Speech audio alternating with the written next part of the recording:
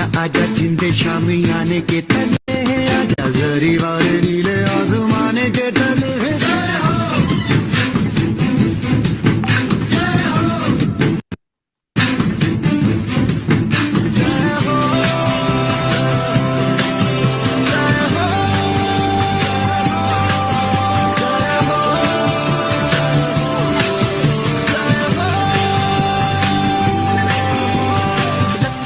सच्ची मैंने जान गवाई है, नच नच कोयलों पे रात बिताई है। अखियों की नींद मैंने फूकों से उड़ा दी, गिन गिन तारे मैंने उंगली जलाई है।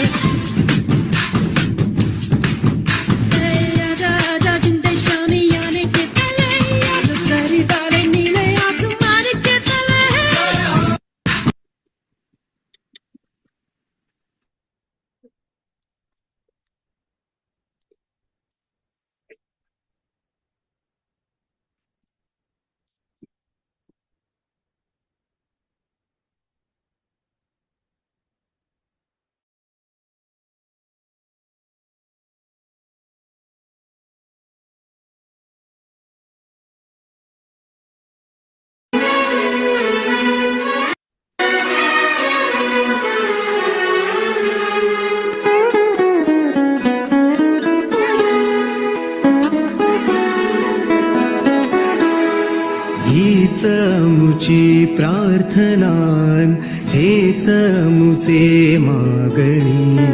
हीच मुची प्रार्थनान, हेच मुचे मागणी। माणसाने माणसाशी माणसा सम वागणे।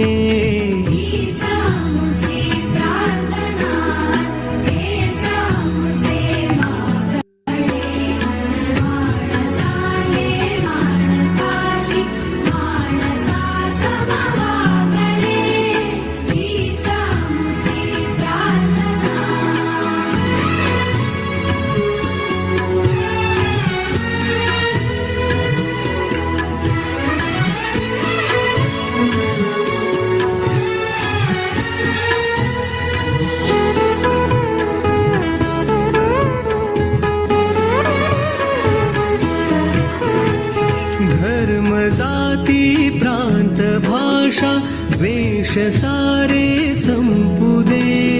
धर्म जाती प्रांत भाषा द्वेष सारे संपू दे। एक निष्ठा एक आशा एक रंगी रंगू दे।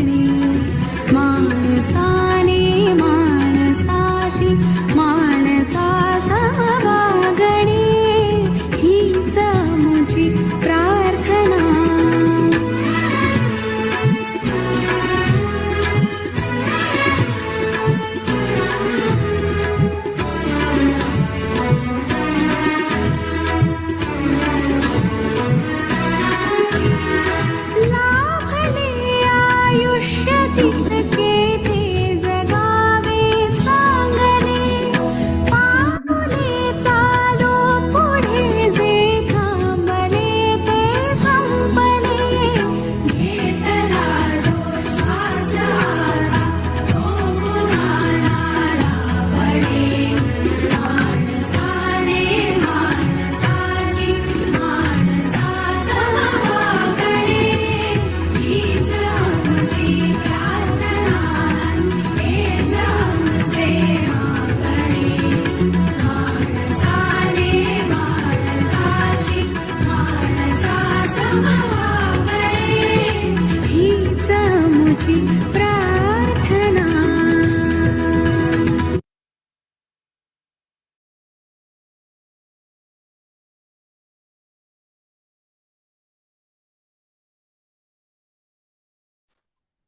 नमस् नमस्कार. नवदुर्गा आणि नेटस्कूल प्रज्ञा अकॅडमी अंतर्गत दीपस्तंभ शिक्षकांसाठी मार्गदर्शक संवादाचे विशेष सत्र आज आपण घेऊन आलो आहोत. मी सौ रश्मी भोसले, मीरा रोड, ठाणे येथून बोलत आहे. नेटस्कूल प्रज्ञा अकॅडमीचे पार्टनर, वैदिक गणित प्रशिक्षक तसेच नवदुर्गा समितीचे सचिव या नात्याने आजच्या कार्यक्रमासाठी आपल्या सोबत उपस्थित असलेल्या आपल्या प्रमुख पाहुण्या, समुपदेशन तज्ञ व मानसशास्त्र अभ्यासक आदरणीय सौ सुजाता नितीन डोंगरे मॅडम, तसेच नेटस्कल प्रज्ञा अकॅडमीचे संस्थापक आदरणीय श्री प्रभाकर मोरे सर, अपूर्वा मॅडम आणि सौ रश्मी मोरे मॅडम आणि उपस्थित सर्व शिक्षक वृंद, आपल्या सर्वांचे मनपूर्वक स्वागत व सहर्ष अभिवादन करते. दीपस्तंभ शिक्षकांच्या वैयक्तिक व व्यावसायिक विकासासाठी दिशा देणारा प्रेरणादायी उपक्रम आहे. आजच्या सत्रातून आपण सर्वांना नव्या दृष्टीने विचार करण्याची संधी मिळणार आहे. आज आपण सर्व डिजिटल माध्यमातून सहभागी होत आहोत आणि व्यावसायिक शिक्षक म्हणून प्रगती पथावर आहोत. म्हणून सत्र अधिक प्रभावी होण्यासाठी औपचारिकरित्या एक छोटीशी विनंती करावीशी वाटते. कृपया सर्वांनी आपले कॅमेराज ऑन ठेवावेत. गरज नसताना माईक म्यूट ठेवावा. पेन आणि नोटबुक जवळ ठेवावे. एखादा प्रश्न असल्यास तो नोंद करून ठेवावा आणि योग्य वेळी जरूर विचारावा. एखादा मुद्दा आवडल्यास डिजिटली थंब किंवा क्लॅप्स रिॲक्शन देऊन आपला सहभाग नोंदवावा. आणि तसेच स्क्रीनवर कोणीही कोणत्याही प्रकारच्या रेघोट्या किंवा ड्रॉइंग करणे कृपया टाळावे. आपला कृपया सर्वांनी शेवटपर्यंत या सत्रात उपस्थित राहावे. आपल्या सक्रिय सहभागामुळे आजचे सत्र अधिकच प्रभावी होईल याची आम्हा नवदुर्गा परिवाराला पूर्ण खात्री आहे. आता कार्यक्रमाच्या प्रस्ताविकासाठी नवदुर्गा समितीच्या उपाध्यक्षा आदरणीय अश्विनी मॅडम यांना मी विनम्रपणे आमंत्रित करते. अश्विनी मॅम. धन्यवाद रश्मी मॅम. नमस्कार सर्वांना. मी अश्विनी भोसले, आन्सर्स नेटस्कूल ठाणे येथून बोलते आणि फ्रँचायझी पार्टनर नेटस्कूल प्रज्ञा अकॅडमी आणि नवदुर्गा कमिटीची उपाध्यक्ष. आजच्या दीपस्तंभ शिक्षकांसाठी दिशादर्शक संवाद या विशेष कार्यक्रमात आजच्या प्रमुख वक्त्या प्रोफेशनल काउन्सिलर आदरणीय सुजाता डोंगरे मॅम यांचं हार्दिक स्वागत. तसेच इथे उपस्थित आपल्या सर्व नेटस्कूल परिवाराचेही मनापासून स्वागत. आपली नेटस्कूल प्रज्ञा अकॅडमीची संस्था गेल्या 17 वर्षांपासून शैक्षणिक क्षेत्रात जसं की अबॅकस, वैदिक मॅथ आणि स्पर्धा परीक्षांचं मार्गदर्शन या विविध उपक्रमांद्वारे कार्यरत आहे. तसेच आपल्या संस्थेमध्ये 95% वर हा महिला वर्ग आहे. तर आपल्या शिक्षकांना प्रोत्साहन मिळावं, त्यांना त्यांच्या कौशल्यासाठी योग्य व्यासपीठ मिळावं यासाठी नवदुर्गा समितीची स्थापना करण्यात आली. आणि मला आज तुम्हाला सर्वांना हे सांगण्यामध्ये खूप आनंद होत आहे की आपल्या नवदुर्गा समितीमधील नेटस्कूल परिवारातील सौ सरिता तोंडारे मॅडम यांना या वर्षीचा बी द चेंज फाउंडेशन तर्फे राज्यस्तरीय शिक्षक पुरस्कार, आदर्श शिक्षक पुरस्कार मिळाला आहे. आणि यासाठी संपूर्ण नेटस्कूल परिवारातर्फे सरिता मॅडमचे हार्दिक अभिनंदन. सर्वांनी यासाठी क्लॅप करावं असं मला वाटतं. तसेच आपली जी संस्था आहे, आपल्या संस्थेचे एकच ध्येय आहे, एकत्र कमवू आणि एकत्र वाढू. आपल्या या संकल्पनेतून आजचा हा दीपस्तंभ हा उपक्रम 3ऱ्या भागात प्रवेश करत आहे. आणि आजच्या या मार्गदर्शक सत्रासाठी मी मोरे सरांना विनंती करते की त्यांनी आदरणीय सुजाता मॅम यांच्याबद्दल थोडा परिचय करून द्यावा. सर्वांनाच याबद्दल थोडासा परिचय करून द्यावा. मोरे सर. येस.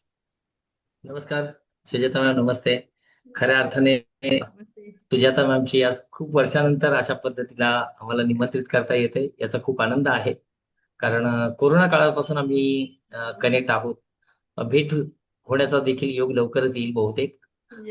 सर्वप्रथम नवदुर्गा आणि नेटस्कूल प्रज्ञा अकॅडमी अंतर्गत आयोजित आजचा या दीपस्तंभच्या तिसऱ्या विशेष मार्गदर्शन कार्यक्रमात आपल्या सर्वांचंच मनपूर्वक स्वागत करतो. सर्वप्रथम नवदुर्गा कमिटीच्या अध्यक्षा आरती मोहोड मॅम, उपाध्यक्षा अश्विनी भोसले मॅम, त्याचबरोबर सर्व नवदुर्गा आमच्या ऍक्टिव्ह मेंबर्स, त्याचबरोबर लेट स्कूल परिवारातील सर्व समर्पित आणि ऊर्जावान आमच्या सगळ्या महिला टीचर्स, प्रज्ञा फाउंडेशनच्या प्रज्ञा मोरे मॅम, अपूर्वा मोरे मॅम यांचं देखील मी मनपूर्वक स्वागत करतो. दीपस्तंभ म्हणजे एक कार्यक्रम नाही, तर शिक्षकांना मार्गदर्शन देणारा आणि अंतर्गत सामर्थ्याला जागवणारा आणि त्यांना स्वतः मार्गदर्शकांचा मार्गदर्शक बनवणारा असा हा उपक्रम आम्ही राबवतोय. आजचा हा विशेष कार्यक्रम आपल्याला मार्गदर्शन करणार आहेत समुपदेशक आणि मानसशास्त्र क्षेत्रातील एक अनुभवी आणि अभ्यासू आणि संवेदनशील व्यक्तिमत्व. आजच्या कार्यक्रमाला प्रमुख पाहुण्या मार्गदर्शक म्हणून उपस्थित आहेत त्या सुजाता नितीन डोंगरे मॅम यांचं देखील मी मनपूर्वक स्वागत करतो. खऱ्या अर्थाने खूप दिवस आमचा संवाद होतोय आणि माझी इच्छा होती की मॅडमचं मार्गदर्शन व्हावं, कारण त्यांचा जो ओव्हरऑल अनुभव आहे तो खूप उल्लेखनीय आहे. मॅडमचं जे शिक्षण आहे ते MA सायकोलॉजी झालेलं आहे. माझ्या माहितीप्रमाणे MA त्यांनी मराठी देखील केलेलं आहे. ज्यामध्ये विशेष प्रावीण्य मिळवलंय ते डिप्लोमा इन काउन्सिलिंग सेशन त्यांचं झालेलं आहे. विशेषतः वैवाहिक समुपदेशनवरती त्यांनी भारतीय विद्यापीठातून देखील पदवी मिळवलेली आहे. REBT थेरपी पार्टिशनर आहेत त्या. त्यांचं विशेष जे काम आहे ते ब्रेनवे फाउंडेशन पुणे या संस्थेच्या त्या विद्यार्थी आणि पालक समुपदेशनचं विशेष त्यांना पदवीधर आहेत त्या, पदवीप्राप्त आहेत त्या. जसं की मेंदू विज्ञान आणि आधारित समुपदेशन तज्ज्ञ म्हणून त्यांची विशेष ओळख आहे. त्यांनी ऍडव्हान्स काउन्सिलिंगचा कोर्स देखील केलेला आहे संवाद काउन्सिलिंग मधून. सगळ्यात महत्वाची गोष्ट म्हणजे ज्या ब्रेनवे फाउंडेशनच्या त्यांचं प्रशिक्षण झालंय त्या संस्थेच्या त्या महाराष्ट्र राज्य मार्गदर्शिका म्हणून कार्यरत आहेत. जेव्हा समुपदेशन असा जेव्हा विषय येतो तर हा खूप मोठा विषय आहे आणि तो खऱ्या अर्थाने सर्व कुटुंबातील प्रत्येक सदस्यासाठी तो गरजेचा आहे. त्याच पद्धतीने मॅडमचं जर स्पेशलायझेशन पाहिलं तर तुम्हाला लक्षात येईल की आपण त्यांना आज का निमंत्रित केलंय, कारण त्यांचं जी पकड आहे तर ती विद्यार्थी समुपदेशन, त्याचबरोबर पालक समुपदेशन, शिक्षकांसाठी भावनिक आणि व्यावसायिक विकास मार्गदर्शनावरती त्यांचा खूप मोठा हातखंडा आहे आणि त्याचबरोबर वैवाहिक आणि कौटुंबिक समुपदेशनावरती त्यांची खूप मोठी पकड आहे. त्यांच्या या कार्यक्रमामध्ये संवेदनशीलता, अभ्यासपूर्ण दृष्टिकोन आणि मानवी मूल्यांची जाणीव स्पष्टपणे दिसून येते अर्थात. आणि म्हणून आज दीपस्तंभाच्या माध्यमातून आपल्या सर्व शिक्षकांना दिशा देण्यासाठी आज त्या उपस्थित आहेत. खऱ्या अर्थाने आम्हाला देखील अभिमानाची आणि आनंदाची बाब आहे ही.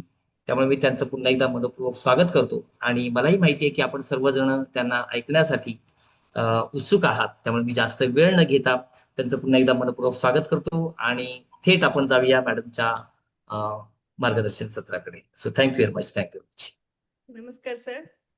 सर खूप छान ओळख करून दिलीत तुम्ही माझी. आणि मी ह्या क्षेत्रामध्ये गेली 10 ते 12 वर्ष काम करते आहे आणि मला हा खूप आवडीचा विषय आहे. समुपदेशन हा एक क्षेत्र असं आहे ना की प्रत्येकाला आज त्याची गरज आहे, पण त्याची जाणीव खूप कमी जणांना आहे. प्रत्येक घराघरामध्ये हे समुपदेशन गेलं पाहिजे असं मला वाटतं. आणि गृहिणी या नात्याने प्रत्येक गृहिणीने ही कला शिकली पाहिजे असंही मला वाटतं. कारण गृहिणी हे काम करतच असते, पण तिच्या स्वतःसाठी किंवा ती जे काही करत असते कार्य, त्यासाठी तिला ते जे बळ मिळणार असतं ते या समुपदेशनामधून नक्की मिळत असतं. आणि असं कोणतरी पाहिजे आपल्या पाठीशी, ते आपल्याला समुपदेशन देईन किंवा आपल्याला पुढे चल असं सांगणारं जे असतं ना, तेच कार्य ह्या समुपदेशनामध्ये केलं जातं. आणि आजची मानसिकता समाजाची जर बघितली तर आपल्याला ह्या कार्यात किंवा ह्या क्षेत्रात भरपूर वाव आहे. आणि मला वाटतं प्रत्येक महिलेने हे आत्मसात केलं पाहिजे किंवा लक्षात ठेवलं पाहिजे की आपण हे करू शकतो. तर मी आज ह्या उद्देशानेच इथे आली आहे की तुम्ही सगळेजण एक छान काम करतायत, विद्यार्थी घडवतायत. तर शिक्षकाचं काम हे खूप मोठं असतं की तो फक्त विद्यार्थी घडवत नसतो, तो समाज घडवत असतो. एका कुटुंबामध्ये एक व्यक्तिमत्व तयार होत असतो. त्यामुळे शिक्षक आणि पालक, आता विद्यार्थी घडवणं ह्याच्यामध्ये दोन भूमिका महत्वाच्या असतात, एक शिक्षकाची आणि एक पालकांची. म्हणजे शिक्षकांच्या जवळ जरी विद्यार्थी असला तरी बहुतांश वेळ तो पालकांसोबत असतो, पण तरीही शिक्षक हा त्याचा आद्य गुरु असतो आणि तो जे सांगेल ते खरं असतं त्याच्यासाठी. पालकांनी कितीही सांगितलं हे असं आहे हे असं आहे, पण नाही, हे आमच्या टीचरनी सांगितलंय हे महत्वाचं असतं. तर म्हणून टीचर हा आदर्श असला पाहिजे आणि तो आदर्शवादीच असला पाहिजे. समाजामध्ये आज टीचर्सची खूप गरज आहे, शिक्षकांची जास्तीत जास्त गरज आहे. ती शिकवण्यासाठी नाही तर मुलांना घडवण्यासाठी आहे असं मला वाटतं. तर आजच्या कार्यक्रमातनं मी थोडक्यात तुम्हाला मुलांच्या मनस्थितीची, मुलांच्या म्हणण्यापेक्षा आपल्याही मनस्थितीची थोडीशी ओळख करून देण्याचा प्रयत्न करणार आहे. तेव्हा तुम्ही सगळ्यांनी जर प्रश्न असतील तर हँड राईज करून ते विचारावेत. ओके, नाहीतर आपण कार्यक्रमाच्या शेवटी सगळे घेऊ. काय आवडलं नाही किंवा काही आवडलं तर जरूर सांगावं. ओके. हा सर, मला तुम्ही स्क्रीन शेअर करून द्याल. होय मॅम, मी आपल्याला केलंय, को होस्ट केले, ओके ओके तुम्ही करू शकता. ओके. मी स्क्रीन याच्यासाठी शेअर करते की त्यामुळे आपल्याला मुद्देसूद बोलता येईल आणि प्रत्येक मुद्द्यावर आपल्याला व्यवस्थित पुढे जाता येईल. त्यासाठी ह्या पीपीटींचा खूप उपयोग होतो. तर माझ्या पीपीटी दिसत आहेत का तुम्हाला? हॅलो. No ma'am. नाही दिसत आहे मॅम, नाही दिसत.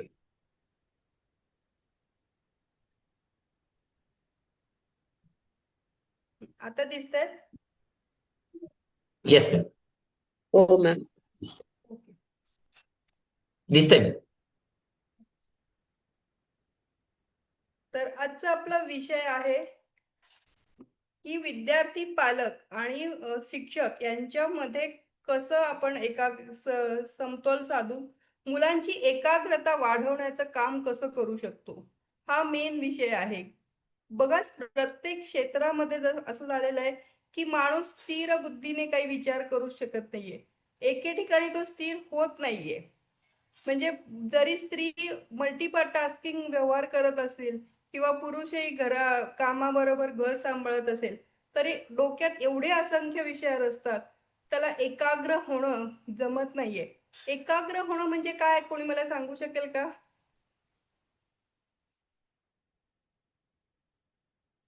आपण जे काम करतो आहे त्या कामावर फोकस करणं. पण ते काम का करतो आहे, कशासाठी करतो आहे, हा एक उद्देश आपल्या डोक्यात सतत असेल आणि आपल्याला माहिती असेल की त्या कामाची आपल्याला काय गरज आहे किंवा आपल्याला त्या कामाच्या गरजेतून काय मिळणार आहे, आपली नीड कुठली पूर्ण होणार आहे.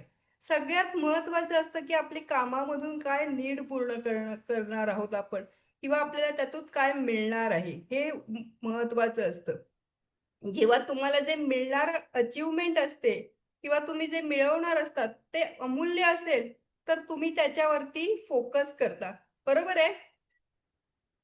तर मुलांचं पण तसंच असलं पाहिजे की मुलांना कळलं पाहिजे. आजकाल मुलं परीक्षेमध्ये 80-90% मार्क मिळवत आहेत, पण ते ज्या विषयाचा अभ्यास करून मार्क मिळवत आहेत त्याच्यावर त्यांचा फोकस नसतो, फक्त रट्टा मारतायत. तुम्ही जर 8वीतून 9वीत गेलेल्या मुलाला 8वीत काय शिकलास विचारलं तर ते सांगता येत नाही. हे अभ्यासाच्या बाबतीत झालं, पण दैनंदिन जीवनामध्ये तुम्ही बघितलं तर आज मुलांचा फोकस, घरामध्ये तुम्ही बारीक बारीक गोष्टींचं जर विश्लेषण केलं की आता मुलांना विचारत की तू सकाळी काय खाल्लं होतंस तर तेही मुलांना सांगता येत नाही. मग ह्याच्यामध्ये काय होतंय की जेवताना सुद्धा एकाग्र नाहीये. म्हणजे मी काय खाल्लंय किंवा मी काय प्यायलो होतो, मी कुठे गेलो होतो हेही त्याला सांगता येत नाही. त्याचं विश्व सीमित झालंय का, त्याचा मेंदू लॉक झालाय का, तर हो, बहुतेकदा मुलं एका जागी स्टफ झालेली आहेत, विचारांनी पण स्टफ झाले. त्यांना एकच रुटीन लाईफ आपण देतोय किंवा आपणही ते आत्मसात करतोय, बरोबर आहे? तर त्यामुळे आपलीही एकाग्रता होत नाहीये. बरेचदा आपण फ्रीज उघडतो पण त्याच्यात काय काढायचंय हेच विसरतो. पूर्वी हे 40 नंतर किंवा 50 नंतर होत होतो, पण आता 30 नंतरच बायकांना हे प्रॉब्लेम्स व्हायला लागलेत. होत आहेत का प्रत्येकीला असे प्रॉब्लेम्स? मला वाटतं महिलांना जास्त असे होत आहेत प्रॉब्लेम, की फोन उचलतोय आणि कोणाला फोन करायचा हे पण लक्षात राहत नाही. Yes ma'am. हा, ही एक मुवमेंट लवकर व्हायला लागली. हो. बाजारात आपण जातोय काहीतरी भाजी आणि प्लीज आपले आवाज म्यूट करा. आपण जर भाजी आणतोय तर कुठली भाजी मला घ्यायची होती हेही विसरतोय, किंवा 10 वस्तू जर आपण लिस्ट केल्या असतील तर त्यातल्या 2 वस्तू नक्की विसरतोय आणि त्या खूप महत्वाच्या असतात. तर ही का एकाग्रता होत नाहीये?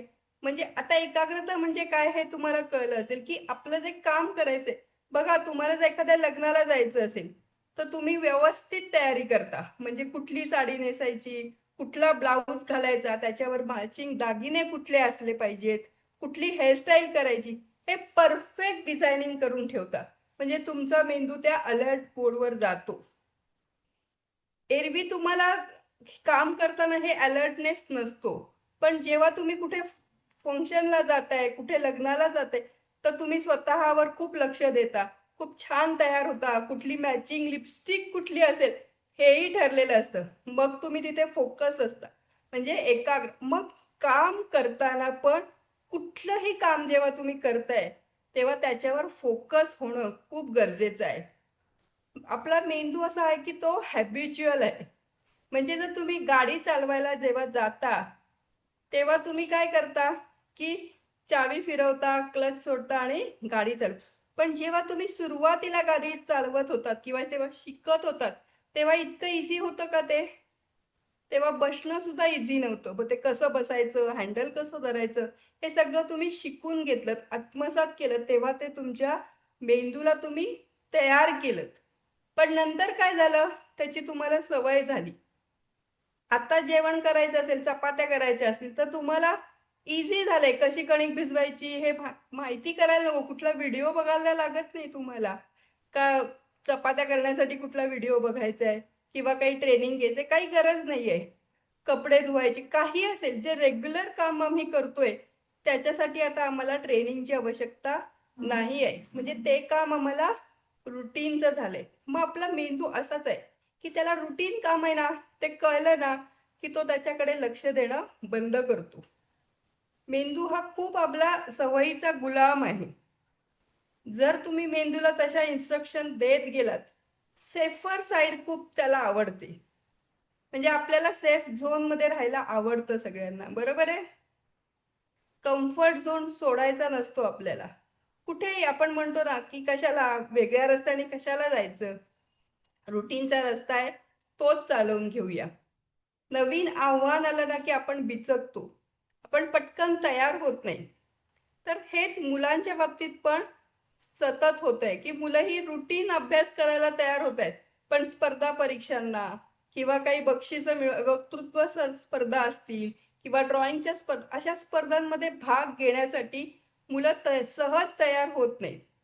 किंवा अभ्यासाव्यतिरिक्त ऍक्टिव्हिटी सुद्धा मुलांच्या आता कमी झाल्या आहेत.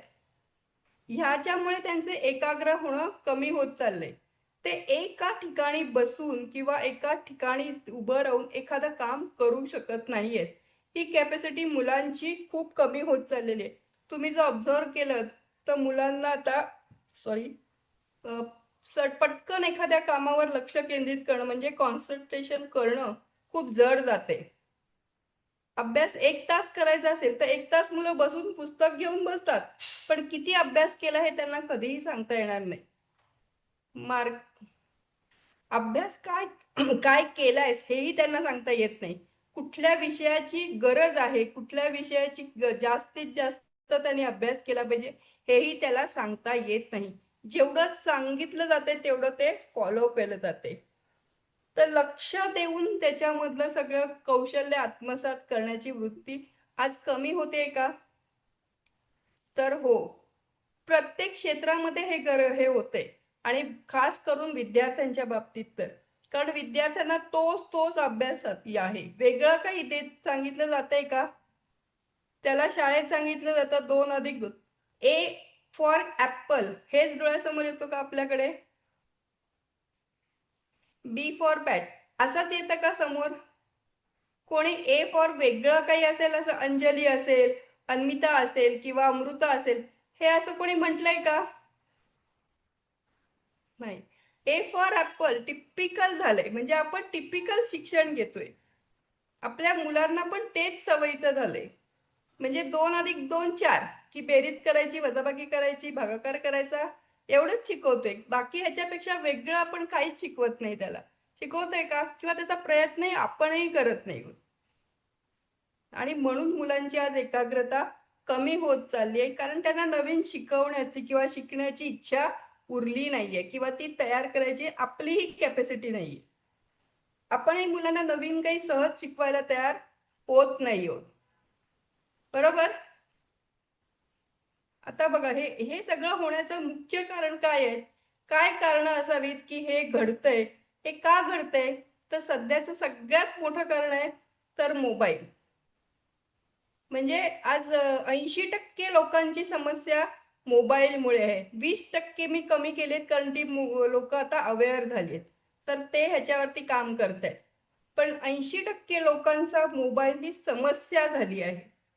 वास्तविक आज मोबाईल खूप उपयोगाचा आहे. म्हणजे तुम्ही आणि मी आज बोलू शकतो, ह्याचं कारण काय आहे तर मोबाईल आहे. आपला संवाद फक्त मोबाईलवर होतोय. बरोबर? म्हणजे मोबाईल हा आवश्यक आहे. पैसे भरणं असो, बिल भरणं असो, किंवा तुम्हाला आणखीन काही खरेदी करणं असू दे, हे शिक्षण, आज मुलांच्या शाळेतले सगळे व्हिडिओ तुम्हाला ऑनलाईन मिळत आहेत. शाळेत काय होणार आहे ते सुद्धा तुम्हाला ऑनलाईन मिळतंय. बरोबर? तर हे जे आहे ते मोबाईल आपल्याला गरजेचाच आहे, आवश्यकच आहे. पण तो मोबाईल आज डोकेदुखी पण तेवढाच झालाय का? त्यामुळे त्याचा स्क्रीन टाइम आपण ऑटोमॅटिक वाढवलेला आहे, की काय छोटंसं काम असेल तर मोबाईलवर करायचं, लांब फोन करायचा, जवळ व्हॉट्सअप कॉल. आता सगळेजण व्हॉट्सअपवर आहेत. सगळेजण व्हर्च्युअल जगात गेलेत, प्रत्यक्ष कोण भेटत नाहीये. किती जण रोज एखाद्या व्यक्तीला प्रत्यक्ष भेटतात, न भेटता आपण एखादा मेसेज फॉरवर्ड करत जातो, न जाणता न वाचता पण फॉरवर्ड करतो, कारण आपल्याला त्यातलं गांभीर्य माहीत नाहीये, फक्त आपण तो मेसेज फॉरवर्ड करतोय. म्हणजे काय, आपलं लक्ष कुठे आहे? फॉरवर्डवर काय, किंवा तो कॉपी पेस्ट करण्यावरती आहे. त्याचा कंटेंट पण आपण कधी कधी वाचण्याचं कष्ट घेत नाही. तर हे सगळं, आणि ह्या सगळ्या सवयी काय झाल्यात, आपल्या मेंदूला लागलेल्या आहेत.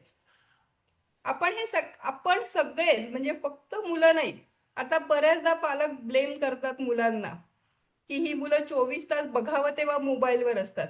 हा ब्लेम प्रत्येक घराघरातच होतो. आज मी जेव्हा पालक समुपदेशनाला जाते, तेव्हा मला सगळीकडे एकच कंप्लेंट, मोबाईल. आज 10वी-12वीच्या परीक्षा चालू आहेत, तर प्रत्येक घरातून मला हेच आहे, मोबाईल कसा कमी करायचा. पण आई वडिलांचा जर मोबाईल कमी होत नाही, तर मुलांचा का होईल? किती पालक आहेत जे आज मोबाईल शिवाय राहू शकतात? 2 तास आपण मोबाईल शिवाय राहू शकतो का? हे प्रत्येक पालकांनी विचारलं पाहिजे स्वतःला. काम असेल तर ठीक आहे, किती वेळ आपण काम करतो हे पण आपण गणित बघितलं पाहिजे. यामुळे काय होतं, मेंदूला जी सवय लागली, आता मेंदूला सवय काय लागतात, तर आपल्या मेंदूचं काम जे आहे हे न्यूरॉन्सद्वारे चालतं. म्हणजे मेंदूमध्ये छोटे छोटे सेल्स आहेत, त्याला न्यूरॉन्स असं म्हटलं जातं. आणि ह्या न्यूरॉन्समध्ये हार्मोन्सची निर्मिती होते, आणि त्या हार्मोन्सची आपल्या शरीरामध्ये जे काही ऍक्टिव्हिटीज होतात, म्हणजे आपल्या शरीरामध्ये जी मज्जासंस्था आहे, एक मज्जासंस्था आहे आणि एक दुसरी आहे न्यूरोट्रान्समीटर. या 2 सिस्टीम्सद्वारे आपल्या शरीराचं सगळं कार्य चालू असतं. आपलं म्हणजे आपण जे रोजच्या जीवनातले एखादी वस्तू मला आता उचलायची आहे, तर हे मला पेन हवंय, हा जेव्हा मेंदूला संदेश जातो, तेव्हा मेंदू हाताला संदेश देतो की ते पेन उचल आणि हे वाक्य लिही. तर इतकं प्रचंड वेगाने चाललेली सिस्टीम आहे ही. काही कामं जी नकळतपणे होत असतात, जसं पापड्यांची उघडझाप आहे, श्वास घेणं आहे, हृदयाची हालचाल आहे, पोटाचं कार्य आहे, हे सहज होत आहे. त्याच्यासाठी तुम्हाला काही करावं लागत नाही. पण आता चप्पल घालून फिरायला जायचंय, तर त्यासाठी तुम्हाला स्वतःला सूचना द्याव्या लागतात. बरोबर आहे? की मग त्यासाठी तुम्हाला 5चा अलार्म लावायला पाहिजे, तुम्हाला सकाळी लवकर उठायला पाहिजे, मग उठून सकाळची कामं करावी पाहिजेत, मग तुम्ही चप्पल घालून बाहेर जायला पाहिजे. तर हे सगळ्या ज्या सूचना तुम्ही तुमच्या ब्रेनला देता तेव्हा तो मेंदू तुम्हाला तयार करतो. पण हल्ली हा मेंदू कशा मोडमध्ये गेलेला आहे? आलसावलेल्या मोडमध्ये. बरोबर आहे? त्याची खूप कारणं आहेत, पण मेन कारण मी आता सांगते की एक तर कंटाळवाणं रुटीन. बघा सगळ्यांचंच रुटीन आज खूप कंटाळवाणं झालेलं आहे. म्हणजे ऑफिसला जाणारे वर्कर असतील किंवा बिझनेसमॅन असतील किंवा आपली मुलं आहेत. मुलांचं पण रुटीन आज खूप हेक्टिक झालंय. आज ठाण्यामधनं राहणारे इथे खूप महिला आहेत किंवा भाईंदर साईडच्या वगैरे. तर खूप ट्रॅफिक मधून मुलं स्कूल बसमधनं जातात, शाळेत पोहोचतात. मग 1-1.5 तास ते स्कूल बसमध्ये असतात, बरोबर? तर ह्या मुलांचं इतकं रुटीन हेक्टिक झालेलं आहे की शाळा जर 7ची असेल तर ते 6:30ला घरातनं निघतात. मग अर्धा 1.5 तास कधी कधी त्यांना ट्रॅफिकमध्ये फार फार वेळ जातो आणि 7चे 7:15 होतात. मग मग येताना पण हीच परिस्थिती असते. त्यामुळे मुलांकडे वेळ कंटाळवाणा खूप होतोय. बरोबर आहे? जेवलं की लगेच त्यांना ट्युशन असतात. हे सगळं कंटाळवाणं रुटीन झालंय. त्यामुळे अभ्यास हा मुलांना गोडीचा राहिला नाही आहे, आवडीचा नाही राहिलाय. त्याच्यानंतर दुसरं गणित असं झालंय की झोपेचा खूप अभाव झालेला आहे. आज मुलांचीही झोप पूर्ण होत नाही. जसं की मोबाईलची सवय तर मी सगळ्यांना सांगितले की प्रत्येकाला आज रात्री मोबाईल घेण्याची सवय लागली. याच्यावर आपण काहीही करू शकतो, पण ही सवय झाली किंवा आपल्याला गरज झाली किंवा 10 नंतरच आम्हाला वेळ मिळतो, कारण आम्ही येतोच ऑफिसमधनं 8-8:30ला. मग त्याच्यानंतर जेवण, 10ला झोपायला जातो, तेव्हा आम्ही मोबाईल बघतो. बरं ठीक आहे, पण तिथे आपला वेळ सेट आहे का? नाहीये. 10ला हातात घेतलेला मोबाईल 12लाच खाली ठेवला जातो. हे होतंय का? सगळ्यांच्या बाबतीत हे असंच होतंय की 10 वाजता मोबाईल, मी आता 10:30ला आज झोपणारच असं म्हटलं तरी 12 वाजतात कधी ते कळतच नाहीये. आणि झोपेचं रुटीन आपलं साफ कोलमडलेलं आहे. म्हणजे पूर्वी जसं अंधार झाला की झोपायचं, आता पाखरं पण कधी कधी लाईटमुळे जागी असतात, माहितीये का? कारण आपल्या मेंदूमध्ये एक मेलोटोनिन नावाचा स्त्राव आहे, तो अंधार झाल्यावर स्त्रवायला सुरुवात होतो. पण आपण काय करतो, मोबाईलचा लाईट किंवा ती स्क्रीन आपल्या डोळ्यासमोर धरल्यामुळे अंधार होत नाही, लाईट राहतो आणि तो मेलेटोनिन हार्मोन्स जो आहे तो कमी होत जातो आणि मग पर्यायाने आपली झोप कमी होत जाते. आणि बरेचदा लोकांची तक्रार असते की मला झोप मिळत नाही.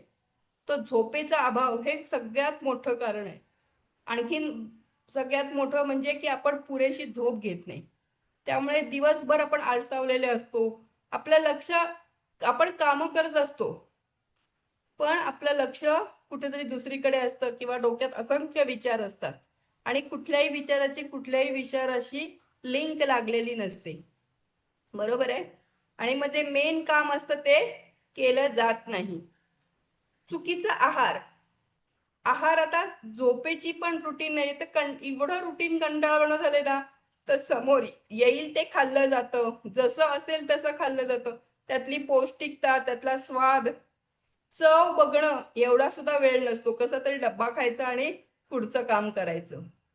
हे बहुतेक जणांचं होतंय. पण ज्याच्यासाठी आपण दिवसभर धावत असतो की पोटासाठी 2 घास पोटात जायला पाहिजे, याच्यासाठी जर आपण सगळं करतोय, तर मला वाटतं तो जेवणाचा जो वेळ आहे तिथे आपण शांतपणे थोडा वेळ त्याच्यासाठी काढलाच पाहिजे. हे मला वाटतं प्रत्येकाला करणं गरजेचं आहे आणि हे कोणीही करू शकतं. त्याने आपला मेंदू शांत होऊ शकतो. जर पोटात तुमच्या काहीच नसेल आणि तुम्हाला कितीही लेक्चर दिलं किंवा कितीही चांगलं चांगलं सांगितलं किंवा तुम्ही किती मेडिटेशन वगैरे केलं आणि तुम्हाला खूप भूक लागले, तर शक्य आहे का हे सगळं? तुम्ही आरोग्य संपन्न होऊ शकता का? तर मला वाटत नाही. की त्यामुळे पोट चांगलं भरणं, आता जे आपण खातोय म्हणजे जे फास्ट फूड खातोय, आपण काय खातो, वडापाव किंवा ते मॅगी, किंवा मुलांना तर बऱ्याचदा मॅगीच खायची सवय आहे. वडापाव त्यांना आवडतो, पिझ्झा बर्गर सहज उपलब्ध होतं. तर हे चायनीज पदार्थ हे सहज बनवले जातात. तर हे खाल्ल्याने जे मिळते ते आपल्या शरीराचं पोषण करणारं नाही आहे. तर त्यामुळे काय होते, चुकीचा आहार हा खूप मोठा प्रश्न आहे. त्याच्यामुळे होणारे आजार आपण आज खूप जास्त अनुभवतो आहोत. आणि दुसरं आणखीन एक कारण आहे की एकटेपणा. सगळ्यांना एकटेपणा हा जाणवतोच आहे, पण मुलांना जास्त जाणवतोय. कारण मुलं बरेचदा घरात एकटी असतात, किंवा अगदी पाळणा घरात असली किंवा कोणाच्या घरी असली तरी तिथे सुद्धा त्यांना आई वडिलांची अनुपस्थिती जाणवते, किंवा आपण घरापासून दूर आहोत ही त्यांची भावनिक समस्या असते. तर ह्या गोष्टी घडतायत की मुलं घरामध्ये बराच काळ एकटी असतात, किंवा लांब शाळा असल्यामुळे बसमधून जात आहेत तेव्हा सुद्धा त्यांना एकटेपणाची जाणीव होऊ शकते. मुलांचे अति लाड.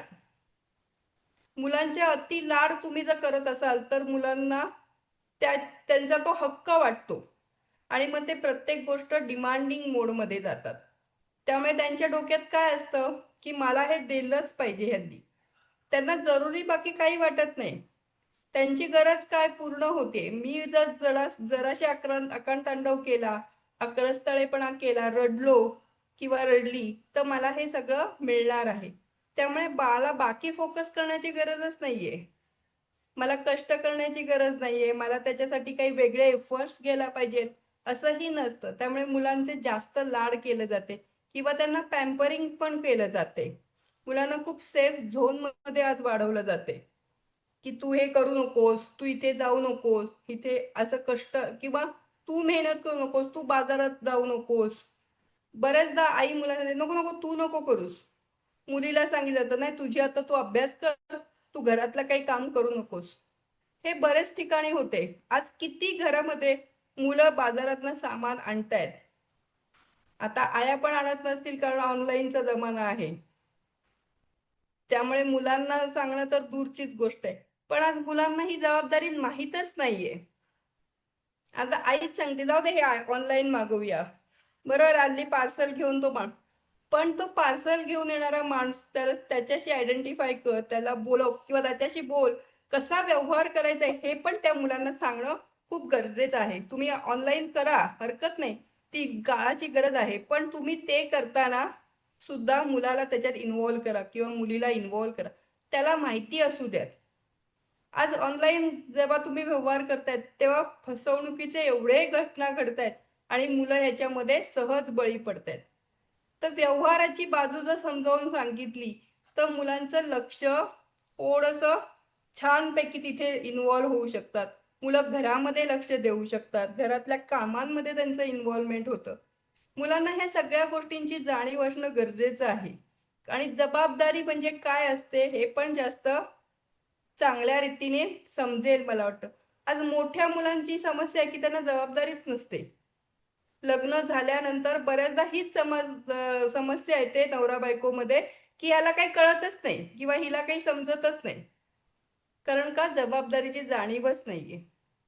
घरामध्ये कुठे वस्तू आहेत, कुठली वस्तू लागणार आहे, कुठली वस्तू संपली आहे हे कधीच मुलांना सांगितलं जात नाही. मुलांकडच्या समोर कधी डिमांड आपण करतच नाही की तू माझ्यासाठी आज चहा करून दे, किंवा हा गॅस संपलाय तर तू बघ मागव आज. सांगितलं ऑनलाईन आहे ना, पण करू द्या ना त्याला, सांगतो का आपण. तर बरेचदा पालक ही जबाबदारीची कामं करायला देतच नाहीत. नको तू नको, तुला जमणारच नाही, हे आईच ठरवते किंवा बाबाच ठरवतो. दुसरी गोष्ट आहे की मुलांच्या हट्ट जेव्हा आपण पुरवतो तेव्हा त्यांना सत्य परिस्थिती सांगणं खूप गरजेचं आहे, किंवा मी तुझा हे का देत नाही हे त्याला सांगितलं पाहिजे.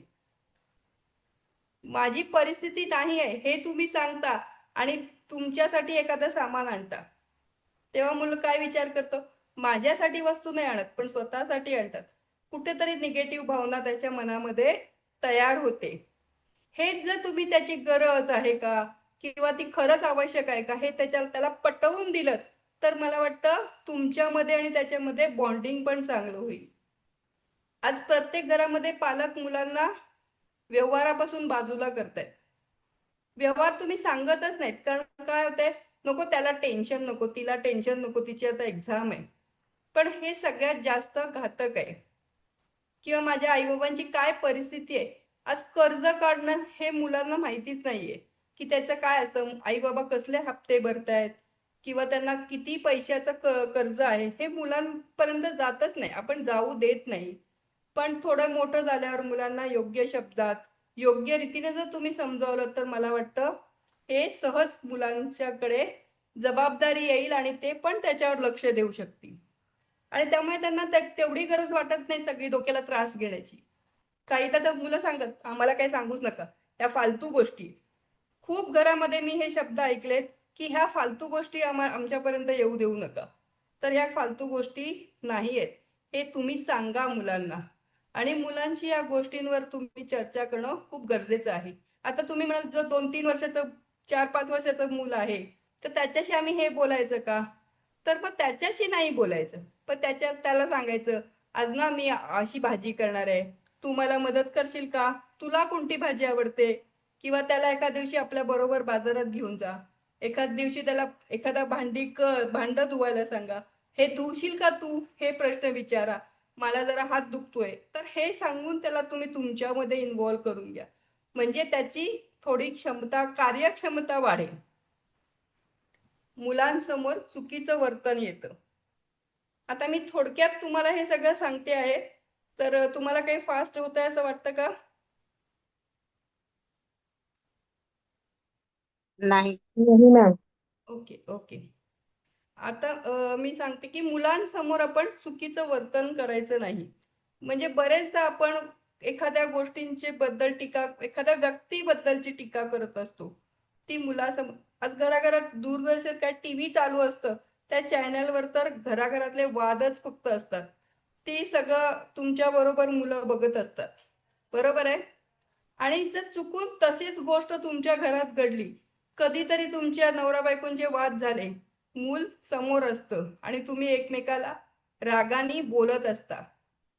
रागामध्ये तुम्हाला स्वतःलाही भान राहत नाही की मी काय बोलतोय किंवा मी काय बोलतेय. तुम्ही पटकन एखादा असा शब्द उच्चारतात जो मुलगा कायमस्वरूपी लक्षात ठेवतो. तर ही गोष्ट अगदी प्रत्येक पालकांनी लक्षात ठेवायला पाहिजे की आपण आपल्या मुलांसमोर बोलतो. कारण आता घरं छोटी असतात, 2 खोल्यांची घरं असतात किंवा अगदी 4 खोल्यांची, पण त्याच्यामध्ये तुम्ही मुलांसमोरच सगळे व्यवहार करत असतात. दैनंदिन व्यवहारात तुमचं बोलणं, तुम्ही सहकार्याशी बोलताय, तुम्ही एखाद्या तुमच्या मैत्रिणीशी बोलताय, एखाद्या नातेवाईकाबद्दल बोलताय कोणाशी, तर त्याच्याबद्दल बोलताना तुम्हाला खूप काळजी घ्यायला पाहिजे. हे सगळ्या गोष्टी होतात का? कारण हे सांगण्याचं कारण काय की तुम्ही जे एक वाक्य तिथे बोलता आणि मग मुलाला वागताना सांगता की असं नाही असं वागायचंय, त्यावेळेला तो त्याच्यात डिफरन्स करतो आणि मग त्याचा मेंदू डायव्हर्ट होतोय. आपला मेंदू हा सहज इझी गोष्टी असतील ना तो सहज ऑब्झर्व करतो, त्यामुळे तो चुकीच्या गोष्टी लवकर ऑब्झर्व करतो. तो म्हणतो नाही हे असं चालू शकतं, मग मला इथे काही गैर वाटत नाहीये. मग मी त्याच्याकडनं हिसकावून पण घेऊ शकतो, कॉपी पण करू शकतो, त्याच्यातही मला यश मिळेल. इझी असेल ते मी करू शकतो. आणि हे लहानपणापासून जर त्याच्या मनावर बिंबलं तर पुढे जाऊन तो तसाच वागणार आहे. मोठेपणी तो तसा चुकीचं त्याला वाटणारच नाही ना. हॅलो हॅलो हॅलो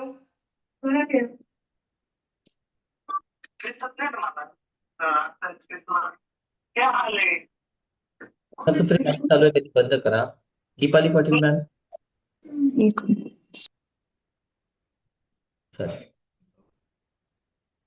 घरातलं चुकीचं वातावरण. आता आपल्यासारख्यांच्या घरामध्ये तर अशा गोष्टी कमी असतात, पण बहुतेकदा ह्या गोष्टी होतात की घरात कोणी वेगळ्या पद्धतीने वापरत असत. अगदी सिगरेट सारखं व्यसन असेल ते सुद्धा नकळतपणे मुलांसमोर केलं जातं. मुलांसोबत समोर शिव्या देणं असेल किंवा रागाने कोणाला बोलणं असेल, मारणं असेल, तर ह्या गोष्टी शक्यतो टाळल्या पाहिजेत. नाही नेहमीच टाळल्या पाहिजेत. की तुम्ही जेव्हा असं करता कोणासमोरही कोणालाही, तुम्ही जेव्हा हात उगारता, कोणालाही नको असलेला शब्द बोलता, शिवी देता, हे मूल पटकन ऐकतं. मुलांचं सगळं लक्ष तुमच्या बोलण्याकडे असतं. मूल जरी अभ्यास करत असेल तरी त्याचं लक्ष सगळं तुमच्या बोलण्याकडे असतं. एक असतं की मूल आपल्या आई वडिलांकडनं जास्त शिकत असतं. म्हणजे माझे आई वडील असे आहेत किंवा माझी आई अशी आहे, बघा, छोटी जी मुलगी असते ना ती तुमची स्टाईल मारत असते. 2 वर्षाची एखादी मुलगी तुम्ही पर्स घेऊन जसे जाता तशी जाते. एखादा मुलगा बाबांसारखी बॅग घेऊन कामाला कामाला जायची ऍक्टिंग करतो. मुलंही तुम्हाला फॉलो करत असतात. मुलं कोणाला शेजाऱ्याला बघून शिकत नाहीत. बरेचदा लोक बोलतात आमच्या शेजारी मुलं वाईट आहेत. त्यांचं नाही शिकत, मुलं तुमच्याकडनं शिकलेली असतात. आणि लहानपणाचे जे संस्कार असतात ना ते कायम राहतात. जरी आपण किती म्हटलं लहानपणी हा बोलका नव्हता, लहानपणी हा बडबड्या नव्हता, मोठेपणी बडबड, पण असं नसतं. स्वभाव हा लहानपणीच असतो, संस्कार हा लहानपणातच होत असतात आणि ते पुढे कॅरियर फॉरवर्ड होतात आणि ते दिसतात. किंवा हे तुमच्या घरातले संस्कार असतात. तुम्ही कसं वागताय हे फार महत्वाचं असतं. आणि परिसर परिसर म्हणजे ज्या वातावरणात तुम्ही वाढता, आजूबाजूला कसं असेल, तर त्याबद्दल मुलाला खूप प्रश्न असतात. त्या प्रश्नांची तुम्ही नेहमी दखल घेतली पाहिजे. किंवा त्या व्यक्तीचं जर वागणं चुकत असेल तर ते मुलाला सांगितलं पाहिजे की हे चुकतंय, हा चुकीचा आहे. किंवा वर्तमानपत्रात किंवा टीव्हीवर एखादं दिसत असेल कॅरेक्टर हे चुकीचं आहे, तर मुलाला अशी ती चर्चा जरूर केली पाहिजे. म्हणजे हे चुकीचं जर त्याच्या डोक्यात बसलं तर पुढे जाऊन तो चांगल्या गोष्टीवरती कॉन्सन्ट्रेट नाही करणार आणि त्या आत्मसात करण्यासाठी एफर्ट नाही घेणार असं मला वाटतं. सगळ्यात आणखीन दुसरी गोष्ट ही महत्वाची गोष्ट आहे की आज पालकांना खूप अपेक्षा आहेत आपल्या मुलांकडून. प्रत्येक पालकाला आहे, सगळ्यांना असत. कोणी म्हटलं की नाही आम्ही आमच्या मुलाकडून अपेक्षा नाही करत, फक्त त्यांनी पास व्हावं, पास व्हावं, फक्त पास व्हावं ही अपेक्षा झालीच. माझ्या मुलाने इतर ऍक्टिव्हिटीज केल्या पाहिजेत तर त्या अव्वलच केल्या पाहिजेत, यासाठी प्रत्येक पालक आज धडपडतो आहे आणि त्याची अपेक्षा आहेच आहे. म्हणजे कितीही म्हणालेत पालक की आम्ही नाही आमच्या मुलाकडनं अपेक्षा ठेवत, तरी तुम्ही मुलांकडनं अपेक्षा ठेवतात.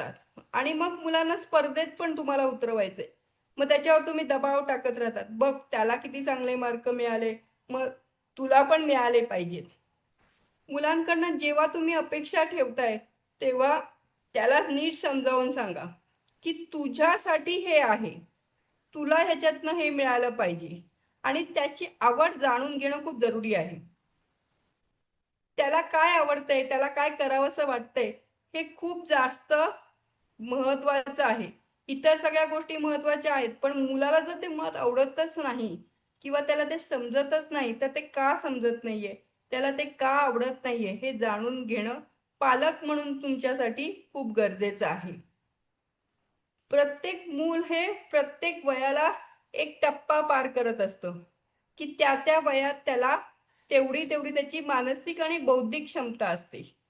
तर मुलाच्या ह्या वयानुसार बौद्धिक क्षमता आहेत, शारीरिक क्षमता आहेत, त्या तुम्ही माहिती करून घेणं खूप गरजेचं आहे. एखादा 10 वर्षाचा मुलगा आहे आणि त्याला तुम्ही खूप लांबवर 4-5 तास चालत जायचं आहे, तर त्याला ते शक्य होणार नाही कारण त्याचं शारीरिक तेवढी कॅपॅसिटी नाहीये. किंवा त्याची मानसिकता कशी बनते, जर तुमच्या घरातला मुलगा आहे त्याला सगळं वेळेवर हातात दिले जाते, वेळेवर जेवण मिळते, तर त्याला कष्ट करणं माहीतच नाहीये. मग तो एखाद्या झोपडपट्टीतल्या मुलासारखं काम करू शकतो का, तर नाहीये. तर त्याला त्याचं उदाहरण देणं चुकीचं आहे. किंवा तुम्ही तुमच्या लहानपणी भोगलत की मी माझ्या लहानपणी हे कष्ट केले किंवा मी उपाशी राहिलो, तर तुमची ती परिस्थिती होती, त्याची नाही आहे ना. त्यामुळे ती तुलना करणं किंवा ते न माहिती असता तुम्ही त्याला सांगत जर वारंवार राहिलात तर काय होऊन जाईल, तो बोलेल बास झालं. एका क्षणी मुलं बोलतात बास झालं, आता तेच तेच नको रिपिटेशन, आम्हाला कळलं. पण पालक ही चूक करतात आणि अजून 70% पालक मला वाटतं ही चूक करतात की स्वतःचा लाईफ त्यांच्या लाईफची कंपेअर करायला जातात. तर ती परिस्थिती आता नाही आहे. तुम्ही बिन चपलेचे गेलात पण आता तो नाही जाऊ शकत ना, कारण तुम्ही त्याला अगदी 6 महिन्याचे झाल्यापासून बूट आणून दिलेत. तर तसा हा फरक तुम्ही लक्षात घ्या आणि मग अपेक्षा ठेवा. तुम्ही कुठल्या परिस्थितीत होतात, तो कुठल्या परिस्थितीत आहे याचा वास्तव तुम्ही पण लक्षात घ्या. सतत त्याला जर टॉर्चर करत राहिलात, बघ माझ्या वेळेला हे नव्हतं, आम्ही असं करत नव्हतो, आम्ही अशी उधळपट्टी करत नव्हतो, किंवा आम्ही 2 रुपयाचाच खायचो किंवा 2 पैशाचाच खायचो, पण त्याला जर 20 रुपये तुम्ही देताय, तो नाही मागत होता ना, तुम्ही दिलेत, तुम्ही वेळेवर आणून दिलं, त्याने तुम्हाला सांगितलं नाही. मग आता जेव्हा तो सांगतोय तर तुम्ही त्याचं ऐका, का सांगतोय हे जाणून घ्या. त्याची अपेक्षा किंवा काय खरंही खरी परिस्थिती आहे की पालक नेहमी अवास्तव सांगतात की जे नाहीच आहे. आता तुम्ही शक्यच नाहीये ना त्याला, त्याच्या शाळेत 2 बूट द्यायचे, चपला द्यायचे, आणि मग तुम्ही त्याला सांगताय मी चपला न घालता जातो, तर हे हे सोयीस्कर नाही आहे ना. हे तुम्ही तुमच्या मोठेपणासाठी सांगताय, तर त्याला गरजच नाहीये ना त्याची. आणि सगळ्यात मोठी की मुलाची बुद्धिमत्ता आणि क्षमता. प्रत्येक मूल हुशार आहे, एक मूल कुठलंही ढ नाही आहे, पण त्याची हुशारी कशात आहे हे तुम्हाला मी सांगेन अजून एक लेक्चर जर होईल तेव्हा, की मुलांचे 10 इंटेलिजन्स असतात, म्हणजे 8 बुद्धिमत्ता. हार्वर्ड गार्डनने सांगितलंय की प्रत्येक मूल हे हुशार आहे. मग त्या प्रत्येक मुलाची हुशारी कशात आहे हे आपल्याला माहिती पाहिजे. तसंच आपलं मूल कशात हुशार आहे हे आपल्याला माहिती पाहिजे.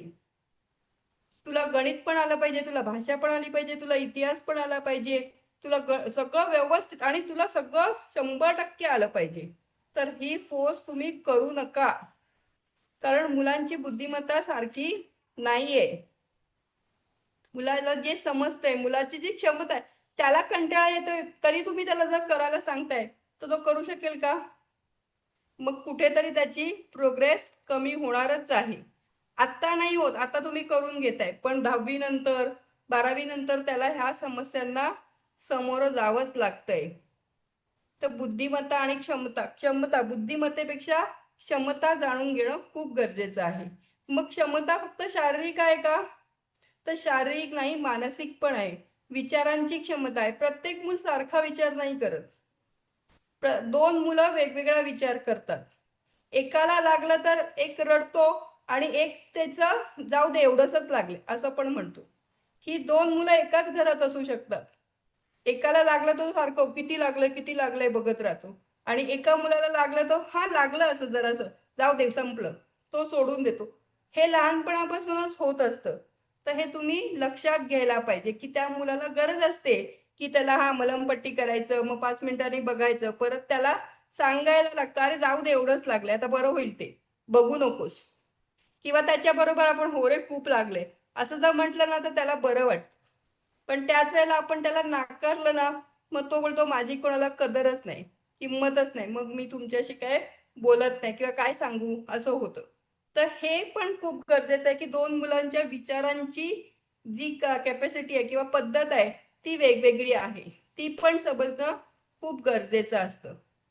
सगळ्यात आणखीन आता महत्वाचं म्हणजे आहार. हे तर मगाशी जर म्हटलं, चुकीचा आहार जर असेल किंवा तुमचं पोट भरलेलंच नाहीये तर तुम्हाला मी कितीही गोष्टी सांगितल्या तरी समजणार नाहीये, त्याच्यामध्ये तुम्ही लक्ष देऊ शकणार नाही. हे सगळं एकाग्रता कमी होण्याची लक्षणं, म्हणजे अभ्यास कमी करण्याची लक्षणं आहेत. तुम्ही कितीही सांगा, कितीही सोपी पद्धत द्या, पण मला ती लक्षात येतच नाही, कारण मला ते मिळतच नाहीये, व्यवस्थित खाणंच मिळत नाही. तर त्याच्यामुळे ह्या समस्या होतात. चुकीचे अन्न किंवा वेळेवर आहार न घेणं. बहुतेक मुलं उपाशी शाळेत जातात. सकाळी काही न खाता आमची मुलं शाळेत जात असतात. त्यामुळे चुकीचा आहार आणि चुकीचं अन्न यांचा परिणाम आपल्या हार्मोन्सवर होतो. आता तुम्ही बहुतेकदा हे वाक्य तर ऐकलंच असेल की हार्मोन्स बदल होतात. बहुतेक आजार पण हार्मोन्सच्या चेंजमुळे होतात. मुलींना MC पण लवकर येते कारण त्यांचे हार्मोन्स बदलले. तर हे सगळं खाण्यामुळे होते. आपण जे चायनीज पदार्थ खातोय किंवा फास्ट फूड खातोय, जंक फूड खातोय, त्याच्यामध्ये जे मीठ वापरलं जातं किंवा जे काही आणखी इंटिग्रेट्स वापरले जातात त्याच्यामुळे आपल्या शरीरामध्ये हार्मोन्स बदल होत आहेत. झपाट्याने मुलींची वाढ लवकर होते, मुलांचीही होतीये.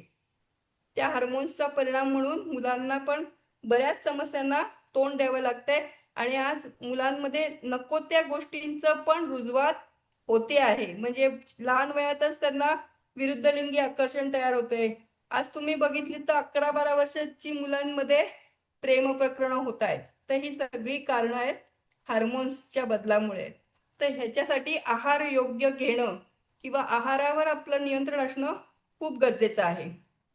आता मुलांना भावनिक समस्या, लोक म्हणतात की आजकालची मुलं इमोशनल नाहीच आहेत. बरोबर, काही जण म्हणतात की इमोशन लेस आहेत.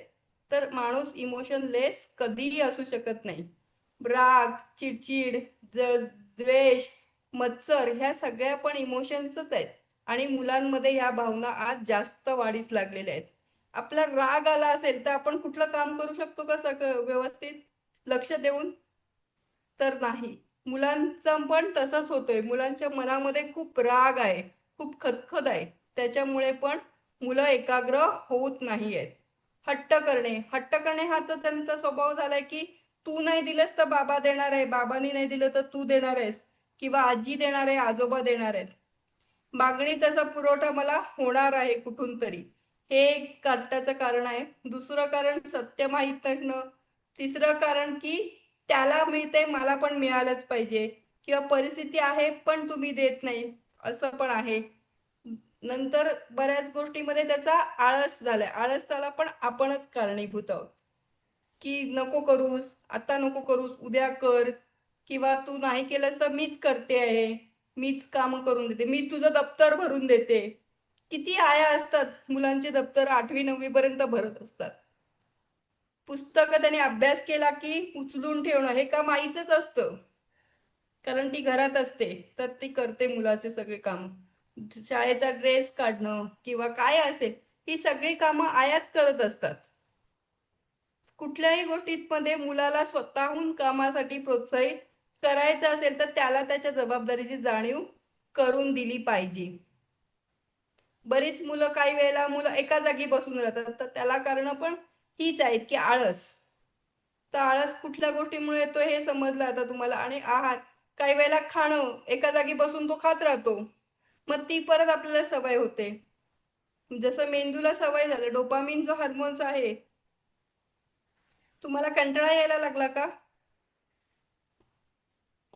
नाही नाही मॅम. मॅडम. नाही मॅम, खूप छान सांगताय.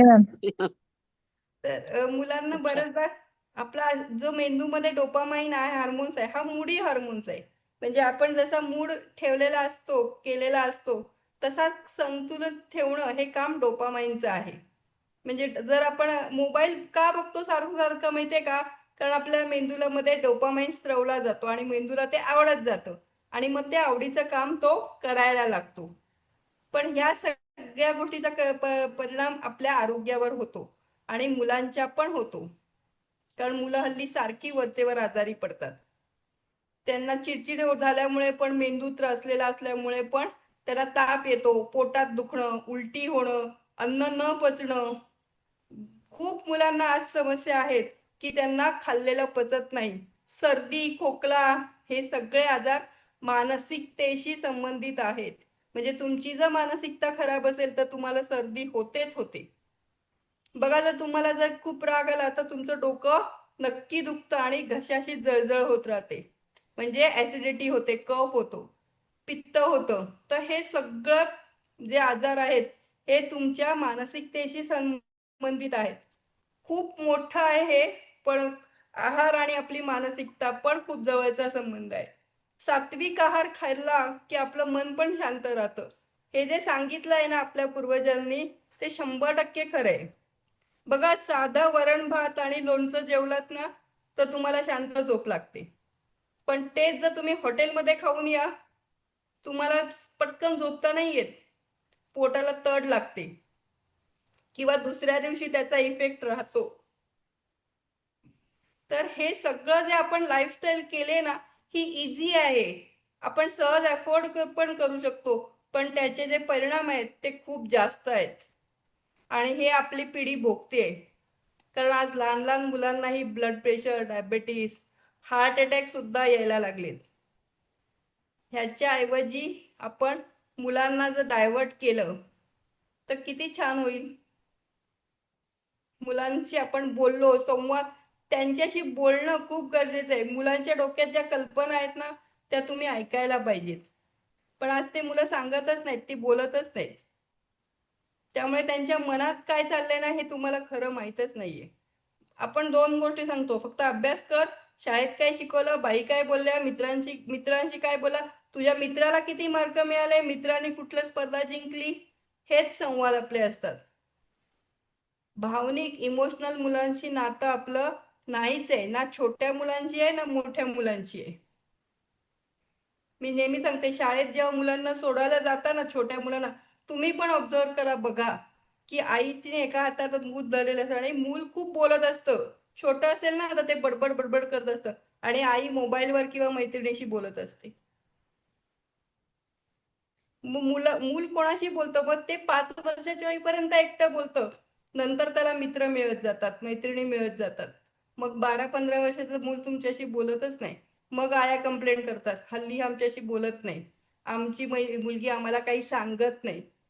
पण ती सांगत होती तेव्हा तुमचं लक्ष नव्हतं ना, तुम्हाला वेळ नव्हता.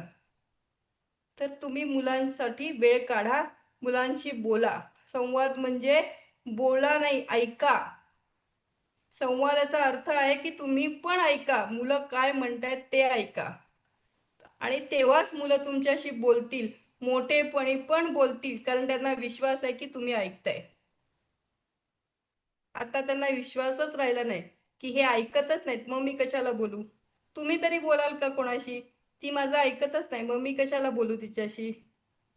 सरळ आहे ना सर, माझं जर ऐकणारच नाहीये तर मी का सांगू. आणि हा हार्मोन्स बद्दल म्हणजे एकमेव जो हार्मोन्स आहे आपल्याकडे कॉर्टिसॉल नावाचा, हा निगेटिव्ह हार्मोन्स आहे.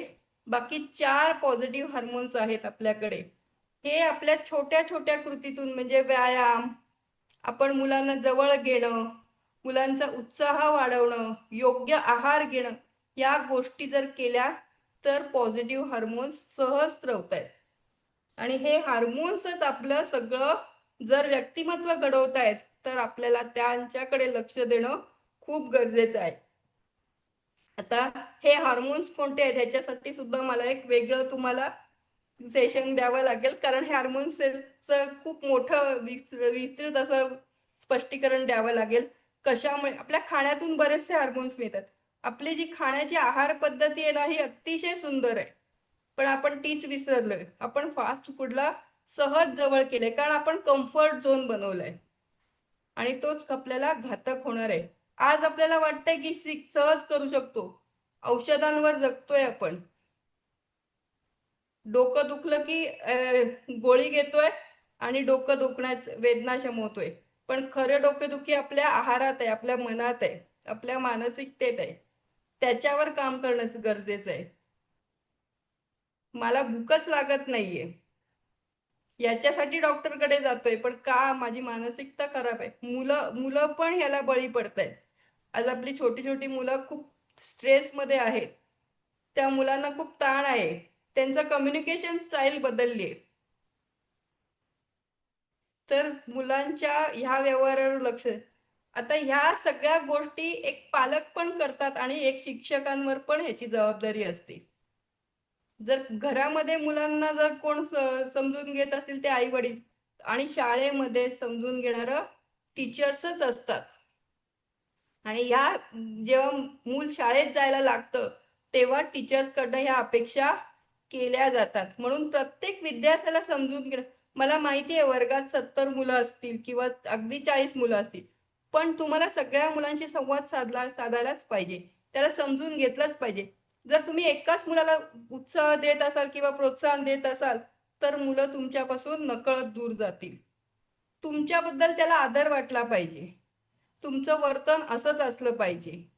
2 मुलांमध्ये तुम्ही भेदभाव केला नाही पाहिजे. जो हुशार आहे त्याला अधिक प्रोत्साहन देत आहे, पण जो हुशार नाहीये त्याला प्रयत्न केलास म्हणून तर शाबासकी द्या, त्याला पण जवळ घ्या.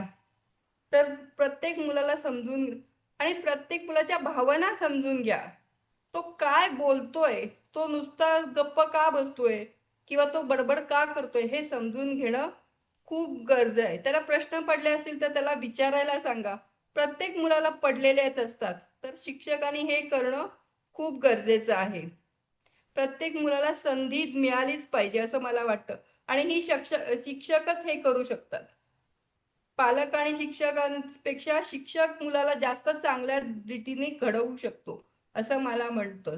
जसं शिस्तीचे तुम्हाला मुलांना सांगायचं की बाबा आता शिस्त कशी लावायची मुलांना, हा बरेचदा प्रश्न असतो की हल्लीच्या मुलांना शिस्त नाहीये. तर मुलं मातीचा गोळा नाहीयेत. हे फार चुकीचं आहे की मुलं मातीचा गोळा आहे, तुम्हाला पाहिजे तसा आकार द्या. तसं नाहीये. मुलं विचार करतात. मुलं स्वतःच्या भावना तयार करतात.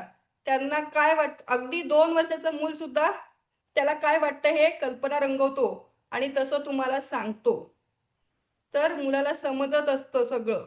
त्याला काय म्हणायचंय, त्याला काय वाटतंय हे जाणून घेण्याचं काम पण शिक्षकांनी केलंच पाहिजे. कारण बरेचदा शिक्षक काय असतो, शिक्षकाला खूप टार्गेट असतात, खूप कामं करायची असतात, खूप त्याला लेसन पूर्ण करायचे असतात, पोर्शन पूर्ण करायचा असतो, त्या वेळेत करायचं असतं म्हणून थकलेला असतो. तर शिक्षक त्यावेळेला या समस्यांना खूप जास्त निग्लेक्ट करतो. तो बराबर शिकवून बाहेर जातो. पण हे करताना त्यांनी मुलांच्या भावनांकडे पण लक्ष द्यायला पाहिजे. मुलांना शिस्त लावायला पाहिजे, पण ती वयानुसार लावली पाहिजे.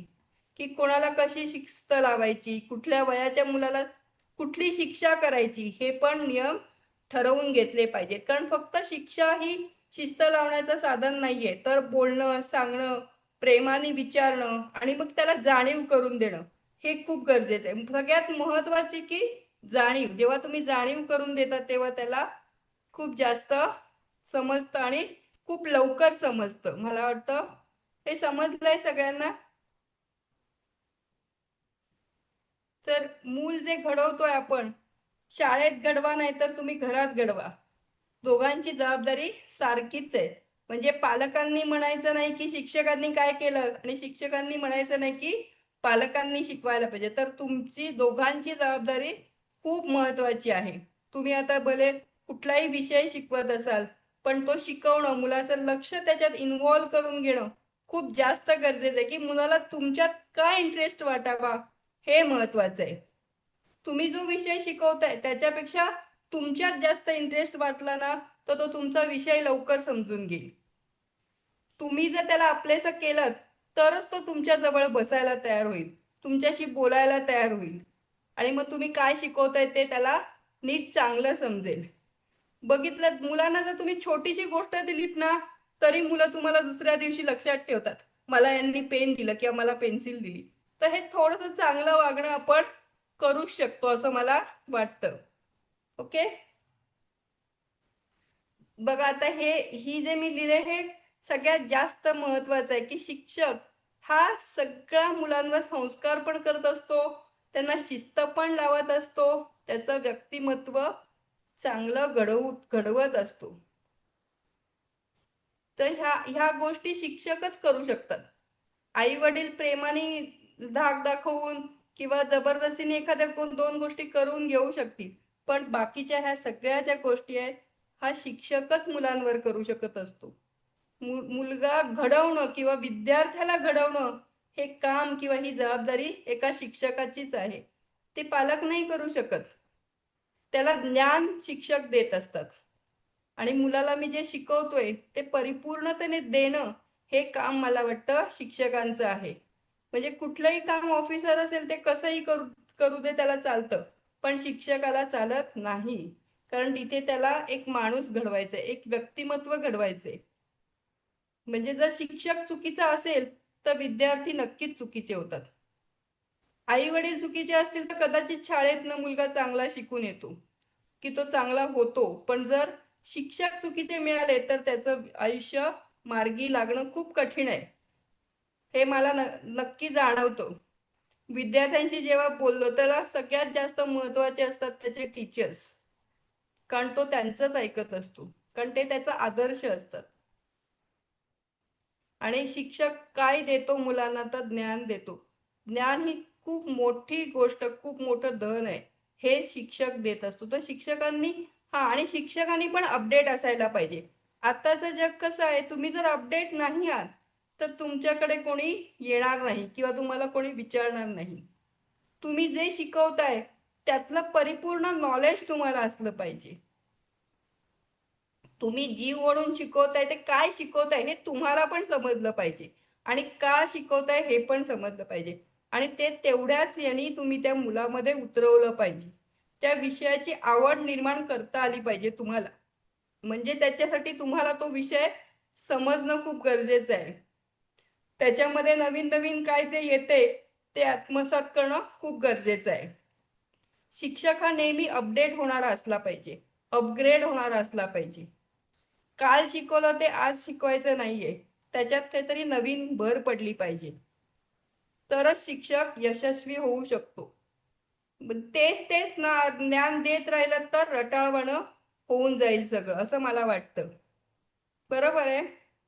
तर विद्यार्थ्यांना आपण काय शिकवतोय याच्यापेक्षा कसं शिकवतोय हे महत्वाचं आहे.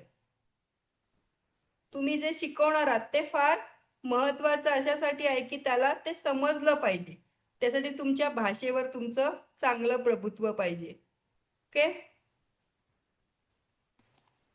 वेळेची मर्यादा असल्यामुळे थोडंसं मी आवर्त घेतलंय. खूप सांगण्यासारखं आहे तुम्हाला ह्या विषयावरती. 1 तासामध्ये न संपणारा असा विषय आहे हा आणि माझा आवडता विषय आहे, त्यामुळे मला खूप बोलावंसं वाटतं, पण मी आवर्त घेतलंय. आपण कोणाचे काही प्रश्न असेल तर घेऊया. येस रश्मी मॅम, नक्कीच नक्कीच.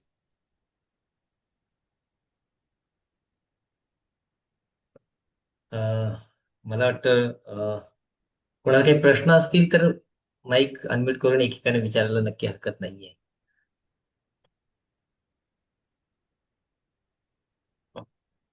हॅलो. Yes yes.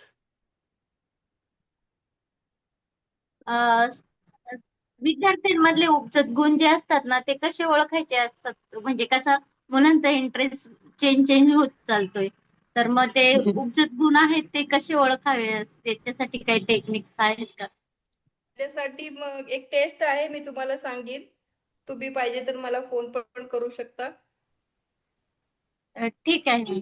हा, हो हो चालेल. चालेल. थँक्यू मॅडम, खूप छान सांगितलं तुम्ही. थँक्यू. म्हणजे ऑलरेडी माहिती असतात गोष्टी, पण कुणीतरी सांगितलं तर पटतात. आपण बरोबर अजून आहे. इम्प्लिमेंट करतो त्यामध्ये. बरोबर बरोबर.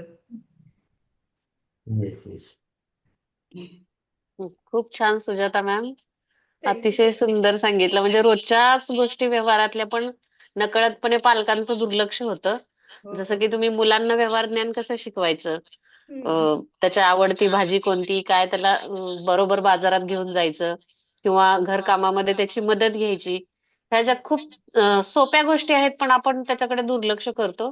बरोबर तर त्या जर आपण रेग्युलर रुटीन मध्ये आणल्या तर आपलं बरचसं काम सोपं होऊन जाईल असं बरोबर आहे. वाटतं. खूप छान, बरोबर. थँक्यू. खूप थँक्यू सुंदर. मॅडम. खरं तर मी हा खूपच थोडक्यात विषय केलाय. मला वाटतं दुसरं सेशन पण होईल याच्यावर. आहार मुलांचा खूप जास्त गरजेचा आहे. आहारावर पालकांनी खूप लक्ष दिलं पाहिजे मला वाटतं. आहारामुळे पण सवयीमध्ये बदल होऊ शकतो. तर खूप जास्त गरजेचा विषय आहार आहे.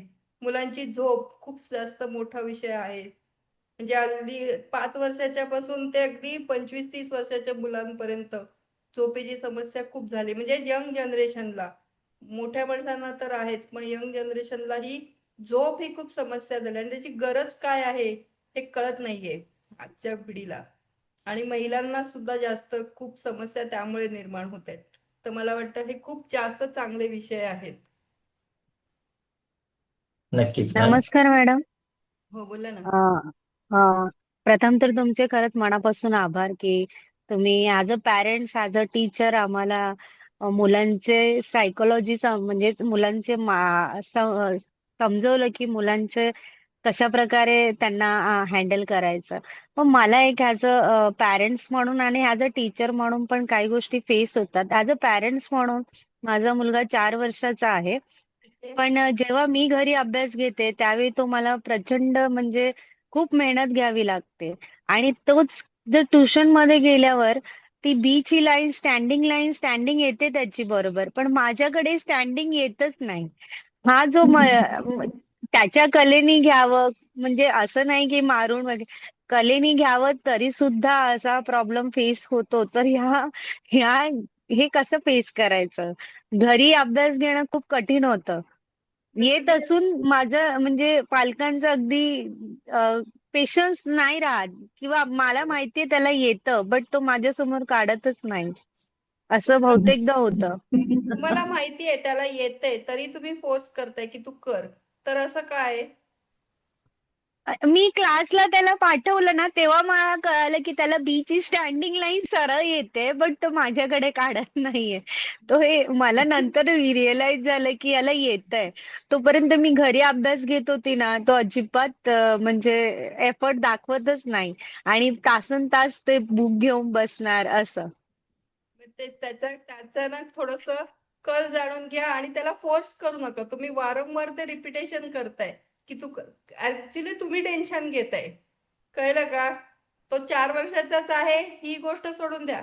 पण तुम्ही त्याच्या अभ्यासाचं नको इतकं टेन्शन घेताय आणि त्यामुळे तुमच्यामधून जे त्याला संदेश जातोय ना, तो त्याला इरिटिंग करतोय. ट्युशन मधल्या टीचरचं त्याला पटतंय आणि आईचं नाही पटत. तर तुम्ही ते बॉन्डिंग करा. पहिले आईचं आणि मुलाचं बॉन्डिंग होऊ द्या. अभ्यास नंतर ऑटोमॅटिक होणार आहे कारण ते त्याला येतंय. कळलं? तर तुम्ही पहिले ते बॉन्डिंग करा. त्याची आवड तुम्ही जाणून घ्या. मग तुला खायला काय आवडतंय, आपण हे बनवूया. त्याला तुमच्यात इन्व्हॉल्व करा. गरजेचं आहे की तुमचं आणि त्याचं बॉन्डिंग होणं. कळलं?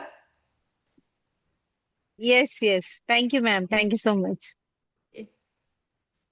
Yes yes, thank you very much. Yes, आणखी कोणाला काही प्रश्न विचारायचे आहेत? हा नमस्कार. मी अर्चना बिरदवडे मॅडम. सुजाता मॅडम, मी अर्चना बिरदवडे मॅडम बोलतेय. नमस्कार मॅडम, आहेत का नमस्कार. मॅडम? हो हो हो. नमस्कार. सर मी मॅडमला जवळजवळ एक 3 ते 4 वर्षांपासून ओळखते आणि मॅडम बरोबर बोललं की इतकं छान वाटतं ना. मी शिक्षक आहे आणि मॅडम बरोबर सुद्धा आम्ही पुण्यामध्ये आम्ही आयुर्वेदिकचा कोर्स, मॅट्रिमोनियल काउन्सिलिंगचा कोर्स आम्ही एकत्र केला.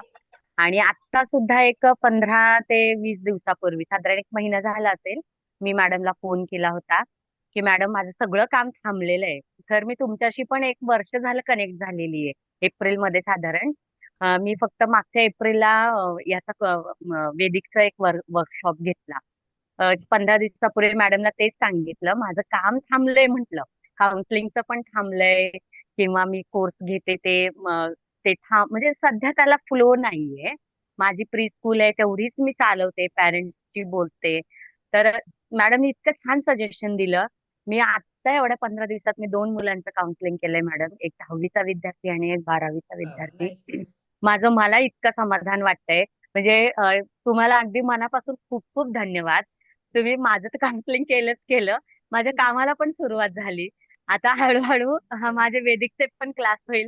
मी प्रज्ञा अकॅडमीच्या सगळ्या आपल्या नवदुर्गाची टीम आणि सरांचं पण अगदी थँक्यू मॅडम, थँक्यू. असलेले आहेत ना. तसं पाहायला गेलं तर मी शिक्षक होते. 10-15 वर्ष प्रोफेशनल जॉब केला. आता मी 3 वर्षांपासून घरी आहे. मी पूर्ण वेळ गृहिणी म्हटलं तरी चालेल. पण तो गृहिणीच्या याच्यातून जो आपल्याला कॉन्फिडन्स हवा असतो, सर तो तुमच्याकडून खूप भरभरून मिळतोय. हे सेशन्स आणि तुम्ही हे जे वक्ते बोलवतात त्याच्यातून पण खूप भरभरून कॉन्फिडन्स मिळतोय. मागच्या सरांच्या लेक्चरला माझ्या फोनला प्रॉब्लेम होता. मी 4 वेळा डिस्कनेक्ट झाले. मी आज दुसरा फोन घेऊन कनेक्ट झाले. मॅडमचं लेक्चर मला सोडायचं नाही म्हणून. आता 9:45 वाजलेत पण स्टार्ट टू एंड बऱ्याच मैत्रिणी आपल्या ऑनलाईनला कनेक्ट आहेत. तर हे सर आपलं यश आहे, आपल्या अकॅडमीचं यश आहे. मी सगळ्यांचा धन्यवाद मानते आणि मॅडमचंही मनपूर्वक धन्यवाद मानते की आपण अशाच सगळ्या एकत्र राहू आणि सगळ्याजण खरंच खूप छान आपल्या क्षेत्रामध्ये पुढे जाऊ. तर thank you so much. Thank you sir. Thank you thank you. Thank you. Yes, thank you धन्यवाद सर. मॅम. मला इथे एक सगळ्यांच्या वतीने एक प्रश्न विचारायचा आहे की खूप छान मुलांबद्दल आपण सर्वच म्हणजे त्यांच्या मनाची जी ठाव घेतलात. तर मला असं वाटतं की हे जे प्रॉब्लेम्स आहेत आणि आमची ज्या टीचर्स आहेत तर त्या मुलांबरोबर कनेक्ट आहेत, पालकांबरोबर कनेक्ट आहेत. किती टीचर्सना असं वाटतं की आपण आपल्या विद्यार्थ्यांसाठी किंवा आपल्या संपर्कामध्ये असणाऱ्या पालकांसाठी आपण पुन्हा एकदा मॅडमना निमंत्रित करूया आणि आपल्या माध्यमातून आपल्या जवळच्या पालकांना आणि विद्यार्थ्यांना अशा पद्धतीचं एखादं सेशन घडूया. त्यांनी मेसेज बॉक्समध्ये येस करा, म्हणजे मॅडमना देखील छान वाटेल आणि मग आपल्याला देखील आपल्या पालकांसाठी आणि विद्यार्थ्यांसाठी एखादं सेशन प्लॅन करता येऊ शकेल. येस, लगेचच आपण मेसेज बॉक्स मध्ये कमेंट करूया की खरंच मला आपण इन्व्हाइट करूया का. आणि आता मला वाटतं परीक्षा चालू होत आहेत मॅम, आणि हो. परीक्षेच्या धर्तीवरती खऱ्या अर्थाने आमच्या टीचर्सचे देखील हे खूप महत्वाचे प्रॉब्लेम्स आहेत हो. की आमच्याकडे मुलं सर्वसाधारणपणे शनिवार रविवार शिकायला येत असतात आमच्या टीचर्सकडे, आणि गणितासारख्या अवघड विषयावरती आमच्याकडे मुलं येत असतात आणि त्यांना खूप छान पद्धतीने आमच्या टीचर्स हँडल करत असतात. परंतु मगाशी जसं आपण सांगितलं की त्या पद्धतीने प्रत्येक पालकाची अपेक्षा मात्र टीचर्स कडून खूप वेगळी असते. बरोबर. आणि मग इथे आमच्या टीचर्सची खूप अवस्था वाईट होते, कारण मुलांची एक काहीतरी वेगळी अवस्था असते ज्या वेळेला ते पालकांबरोबर सहवासात असतात. आणि 2च दिवसांसाठी 1-1 तास जेव्हा आमच्याकडे येतात त्यावेळेला पालकांची मात्र टीचर्स कडून खूप मोठी अपेक्षा असते. आणि मग इथे या दोघांनाही जेव्हा हँडल करण्याचं जे स्किल आहे तिथे मात्र थोडीशी अडचण आमच्या टीचर्स होते. तर याच्यावरती देखील थोडंसं तुम्हाला मला वाटतं काही सांगू शकलात तर खूप बरं होईल. अर्थात आपण एखादं सेशन देखील त्या दृष्टीने आपण पुन्हा एकदा प्लॅन करू. हो चालेल. पण तेव्हा पण तेच एक सांगेन मी तुम्हाला की ऍज अ टीचर म्हणून तुम्ही ठाम राहणं खूप गरजेचं आहे. की तुम्ही जे शिकवताय, म्हणून मग सांगितलं की तुम्हाला त्याच्यामधलं ज्ञान परिपूर्ण असलं पाहिजे, तुम्ही अपग्रेड असलं पाहिजे. तुमच्या शिकवण्याच्या पद्धतीतून त्याला काय फायदा होणार आहे याच्यापेक्षा त्याला लाईफलाईन काय मिळणार आहे, म्हणजे लाईफ टाईम तो त्याचा कसा उपयोग करू शकतो, कसा यशस्वी होऊ शकतो, हे त्याला पटवता येणं खूप गरजेचं आहे. बघा, 1ली ते 10वी पर्यंतचं शिक्षण आहे ना, हे फक्त मार्कावरसाठीच आहे. पण पुढे जाऊन त्याला आयुष्यात काय मिळवायचंय किंवा पुढे जाऊन त्याला काय प्रॉब्लेम फेस करायचा आहे आणि त्याच्यासाठी त्याला हे किती महत्वाचं आहे, हे जेव्हा तुम्ही पटवून द्याल ना, तेव्हा नक्कीच मला वाटतं तुमच्या शिकवण्याला अर्थ प्राप्त होईल किंवा ते त्याला जास्त भावेल किंवा ते गरजेचं वाटेल, त्याच्यात गरज निर्माण करा. आता गणित हे खूप गरजेचं आहे. कुठे कुठे गरजेचं आहे, आता दैनंदिन व्यवहारात आपल्याला कसा व्यवहार करायचा किंवा काही शेअर पुढे जाऊन तुम्हाला शेअर्स घ्यायचे आहेत किंवा बँकेचे व्यवहार करायचे आहेत, हे करण्यासाठी किती गणित आवश्यक आहे हे जर तुम्ही समजावून दिलं, पटवून दिलं आणि पुढे जाऊन त्याला ह्याचा कसा उपयोग होणार आहे हे माहिती करून दिलं, तर मला वाटतं तुम्हाला काम करणं जास्त सोपं होईल. तर तुम्ही तुमच्या पहिल्या तुम्ही जे शिकवताय किंवा तुमचं जे काही विषय आहे त्या विषयाची गरज निर्माण करा. आजच्या या प्रेरणादायी सत्रातून आपल्याला पुन्हा एकदा जाणवले की शिक्षक हा केवळ विषय शिकवणारा नसतो, तर तो विद्यार्थ्यांच्या मनाचा आणि भविष्याचा शिल्पकार असतो. खरंच मॅम, तुमच्या या अभ्यासपूर्ण, संवेदनशील आणि मनात भिडणाऱ्या मार्गदर्शनामुळे आम्हाला स्वतःकडे आणि आमच्या अध्ययनाकडे पाहण्याचा दृष्टिकोन खरंच सकारात्मक असेल. आणि खरंच म्हणजे विद्यार्थ्यांच्या भावनिक समस्याबद्दल एवढं सखोल ज्ञान आणि संवेदनशील मार्गदर्शन केले, त्यातून आज खरोखरच जाणवले की मुलांच्या मनात म्हणजे किती नाजूक भावना दडलेल्या असतात हे प्रथमच म्हणजे आपल्या रोजच्या व्यवहारामध्ये आम्हाला कळतं, पण हे प्रथमच आज कळालं की एवढ्या नाजूक भावना दडलेल्या असतात. वर्गात नव्हे तर आपल्या घरातही मुले कधी कधी अशा प्रकारे वागतात. त्यामुळे किती भावनिक म्हणजे कारणे असू शकतात हे स्पष्टपणे आम्हाला आज कळाले मॅम. तर इथे उपस्थित सर्व नवदुर्गा टीम आणि net school Pragya academy More sir, Rashmi ma'am, Apurva madam आणि सुजाता मॅडम यांचे पुन्हा एकदा खरंच खूप मनपूर्वक आभार मानते. आणि अशा संवेदनशील, समजूतदार आणि जागरूक शिक्षक व पालक होऊ आणि आम्ही खरंच असं जागृत पालक होऊ आणि शिक्षकही होऊ याची आम्हाला खरंच खात्री आहे. आणि पुन्हा एकदा सुजाता मॅडम, एवढं छान सखोल ज्ञान आम्हाला दिलात आणि पुन्हा एकदा तुम्हाला भेटण्याची आतुरता सर्वांना लागेलच असं मी आशा करते. आणि एकदा तुमचं मनपूर्वक धन्यवाद मानते. Thank you. Thank you very much ma'am.